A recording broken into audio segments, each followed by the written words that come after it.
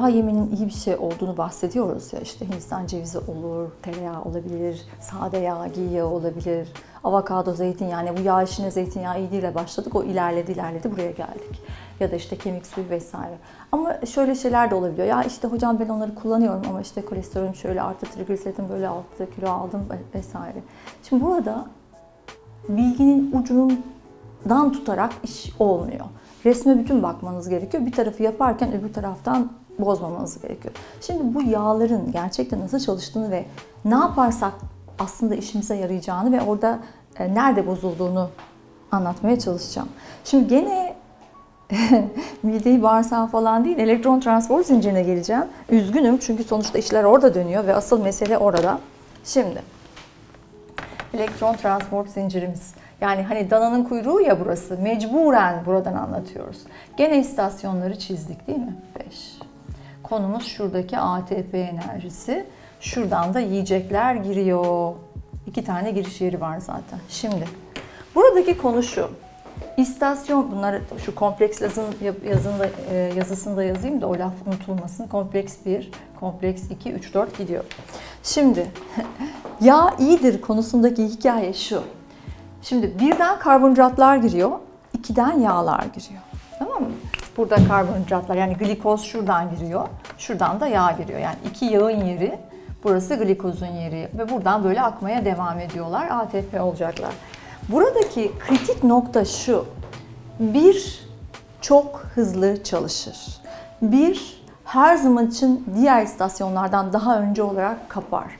Glikoz, yani kolay enerji olan şeker, glikoz, karbonhidrat gene hayatta kalmanın bir ödülü olarak, yani zamanında vücudun öğrendiği bir şey olarak genetiğimizde çok hızlı metabolize olur. Yani ortada glikoz varken yağla falan uğraşmaz vücut. Çünkü yağı yakmak biraz daha zordur. Hele de işte küçük zincirli veya orta zincirli değil de uzun zincirli dediğimiz yağlar varsa onu yakmak ayrı bir hikaye olduğu için onunla uğraşası gelmez. Enerji lazımsa en kolayından kullanır.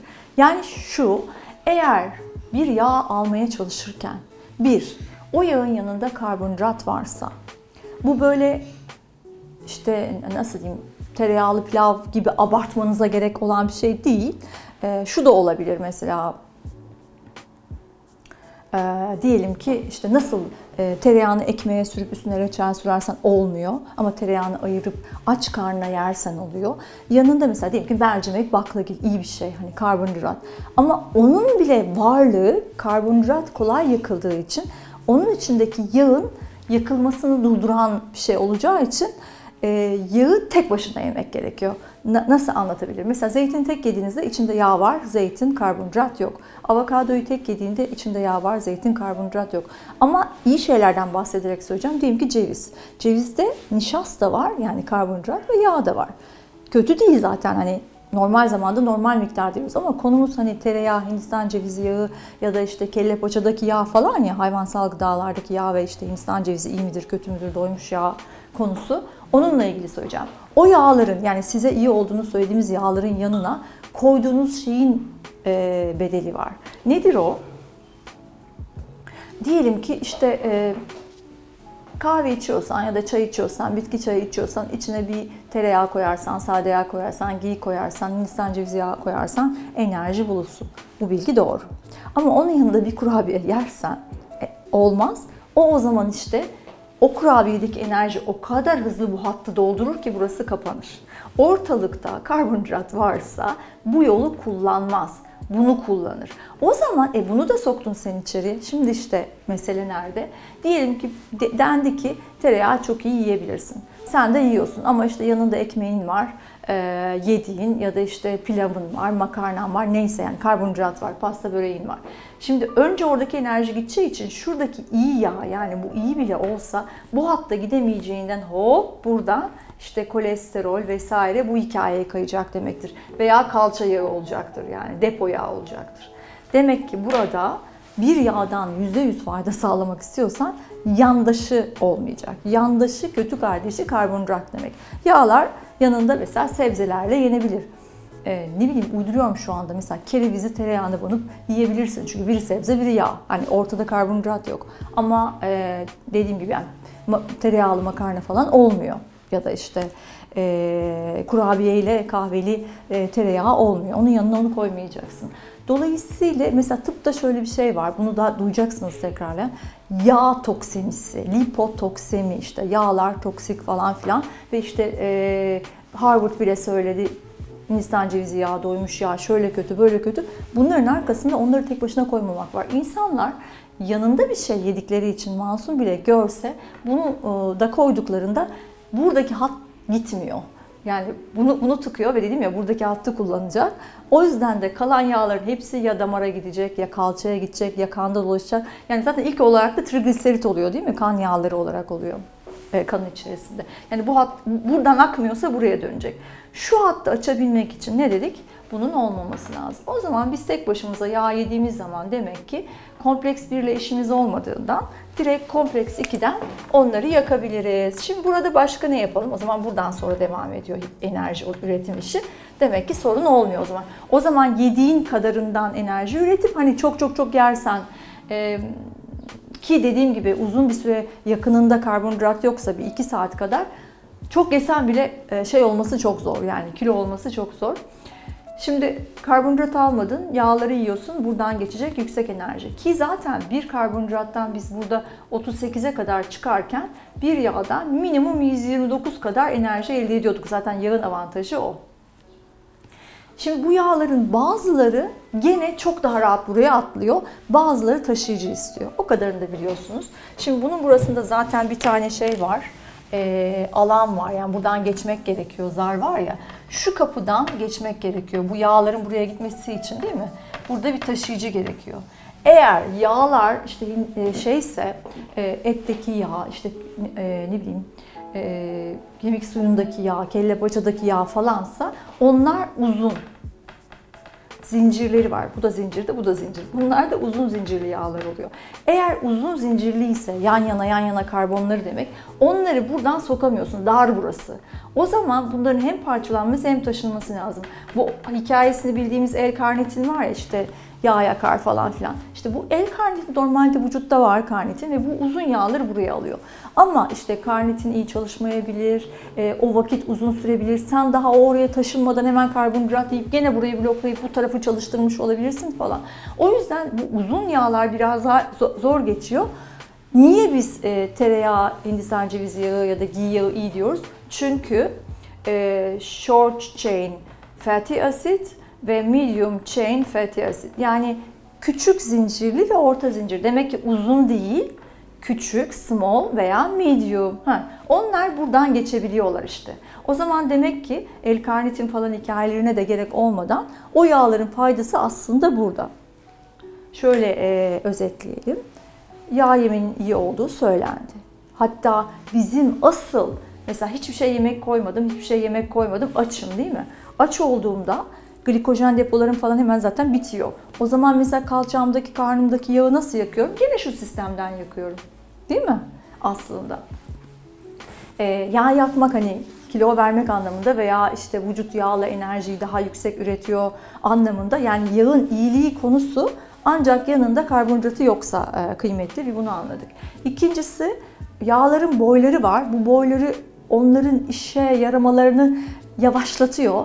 O yavaşlık yüzünden de ortada, yani yakın zamanlarda bir karbonhidrat gelirse hop diye öne geçip kendi enerji olduğu için o yağ öyle olduğu gibi ya trigliserit ya kalça yağı ya kolesterol yağı olarak dönüyor. O zaman demek ki uzunların böyle bir derdi var. Özellikle de tereyağı dışındaki hayvansal yağları yerken gerçekten uzun süre sağına soluna karbonhidrat koymamak lazım. Tereyağı kısa zincirli, Hindistan cevizi yağı, MCT oil diye de geçiyor. Ayrıca hani öyle de destekleri var onun yurt dışında. Medium, orta. Bunların ikisinin L-karnitine ihtiyacı yok. Bunların ikisinin pek insülinle alakaları olmuyor.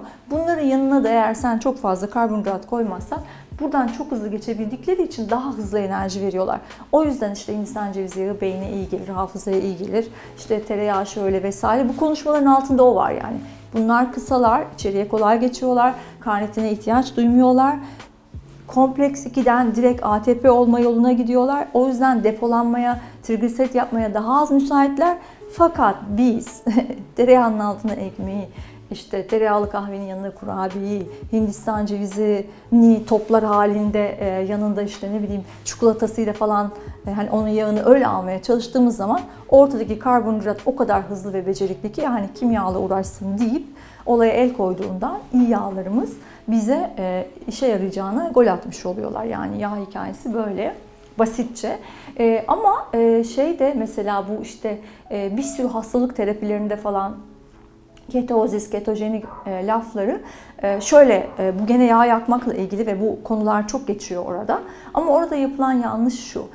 Anlıyorlar ki ketozise girmek için yani yağ yakmak için evet karbonhidrat olmamalı. O yüzden de hani sıfırlanmış bir karbonhidrat oluyor. Ama orada da proteini çok artırıyorlar. O zaman gene Atkins'e gelmiş oluyorsun. Yani kebabın üstüne tereyağını dökelim, yiyelim gibi bir şey oluyor. Sadece ekmeğini attık gibi. O öyle de çalışmıyor. O yüzden proteini de o kadar yüksek tutmaman gerekiyor. Aynen dediğim gibi yani kerevizi tereyağı bandırım yemeğinde ne varsa yani hani bir bitki bir de yanında yağ. O tarafa doğru çalışıyor hayat. Doğru. Mesela yağ deyince bu 2 tane yağdan konuştuk. Onlar gelmesin aklımıza. Mesela işte susam da yağ, çörek de bir yağ değil mi? Üzüm çekirdeğinden, nardan falan bile yağ elde ediliyor. Yani bütün tohumların içerisinde yağ var. Her şeyin yağı çıkarılabiliyor. Yani bitki yağları olduğu sürece anlamlı yağ kullanmak. Yandaşının karbonhidrat olmaması lazım. Hastalıklarda karbonhidratı keserek yağı arttırarak o ketojenik hali ideal yaptıklarında da mesela tümör tedavilerinde falan bile bir miktar yeri var gibi davranıyor. Çünkü tümörde mitokondriyi aslında enerji üretmek için değil de kendini çoğaltmak için, yapı taşı üretmek için kullanıyor aslında tümör hücresi. Dolayısıyla burayı hani yağ ile çalıştıralım, glikoz kullanamayan kısmı enerjisiz kalsın gibi düşünülerek kanser hücresinin glikozunu azaltmak adına da yağ arttırıp yani kalan mitokondriler yağı kullansın. Mitokondrisi olmayanlar da hiç enerji bulamasın mantığıyla hareket ediyorlar glikozu azaltarak. O da orada anlamlı. Nörolojik hastalıklarda çok kullanılıyor yağ ile ilgili beslenme. Çünkü neden? Nöroloji dediğin şey kafanın içi ya hani beynin falan diyelim. İşte depresyon, demans olabilir, Alzheimer olabilir, otizm olabiliyor, işte MS olabiliyor. Buralarda da epilepsi olabiliyor. Şuna bakmışlar, eğer biz bu beynin içerisindeki dolaşan glikoz piklerini inişli çıkışlı yapmazsak, düzlemeye çalışırsak, bunun için de aslında glikozu bir tık azaltıp da biraz yağla beyni beslersek o nörolojik atakların, problemlerin birazcık daha geri geldiğini görmüş oluyoruz diyor. Şimdi bu videodaki en kritik şeyi söylüyorum. Neden öyle diyor bütün hastalıklar için? Başka videolarda hatırlayacaksınız. Kompleks 1'den en iyi karbonhidrat da olsa karbonhidratlar giriyor. Kompleks 2'den en iyi en kötü fark etmez yağlar giriyor. Buradan giren iyi bile olsa burası çalıştığında en çok serbest radikali kompleks 1 oluşturuyor. Serbest radikal burayı tıkayan şey. Serbest radikal bütün hastalıklarda olan şey, nörolojide olan şey, orada olan şey, burada olan şey. Biz burayı kullanmadığımızda şu en çok kısım ya bir miktar azalmış oluyor. 2'den sonrakiler neyse onunla idare ediyoruz. Yani aslında hastalıklarda karbonhidratsız beslenme, nöroloji vesaire vesaire hikayesinin altında da kompleks 1 kullanılmıyorsa normalde üretilen serbest radikal miktarı azalmış oluyor. İçinden yani ne diyeyim fabrikanın istasyonlarından, enerji üretim line'larından, hatlarından birinci haldır haldır serbest radikal çıkaran, hele de kötü beslenirsen simsiyah duman yapan diyelim. Öyle artıklı bir bacası var bunun. O yüzden biz kötü karbonhidrat değil, iyi karbonhidrat, işte mercimek yiyelim de ekmek yemeyelim falan gibi konuşuyoruz. Çünkü buradaki bacadan o zaman daha da kötü egzoz çıkıyor. İşte hastalıkları hızlı iyileştirmek için de şu bacayı hiç kullanmasak nasıl olur acaba deyip hemen karbonhidrat olmayan bitkiler ve iyi yağlarla şu tarafa doğru kayıyorlar. O zaman da iyileşmenin sebebi aslında o olmuş oluyor.